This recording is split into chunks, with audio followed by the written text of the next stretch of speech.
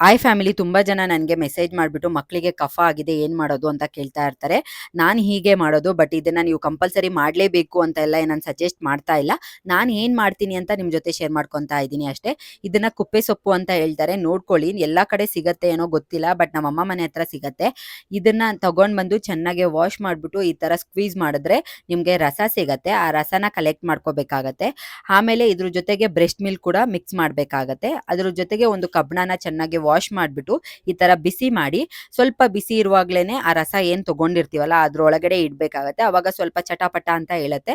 ಅದಾದ್ಮೇಲೆ ಮಕ್ಕಳಿಗೆ ಈ ರಸನ ಕುಡಿಸಿದ ತಕ್ಷಣ, ಇದು ಸ್ವಲ್ಪ ಕಹಿ ಇರುತ್ತಲ್ಲ, ಹಾಗಾಗಿ ಮಕ್ಕಳು ಇಮಿಡಿಯೇಟ್ ಆಗಿ ವಾಮಿಟ್ ಮಾಡ್ಬಿಡ್ತಾರೆ. ಆ ವಾಮಿಟ್ ಜೊತೆಗೇನೆ ಕಫ ಏನೇನಿರುತ್ತೋ ಅದೆಲ್ಲ ಬಂದ್ಬಿಡತ್ತೆ. ಒಂದ್ ವೇಳೆ ವಾಮಿಟ್ ಮಾಡಿಲ್ಲ ಅಂದ್ರೆ ಏನಾದ್ರೂ ಮೋಷನ್ ಹೋಗ್ಬೇಕಾದ್ರೆ ಆ ಮೋಷನ್ ಜೊತೆಗೆ ಕಫ ಎಲ್ಲ ಬಂದ್ಬಿಡತ್ತೆ.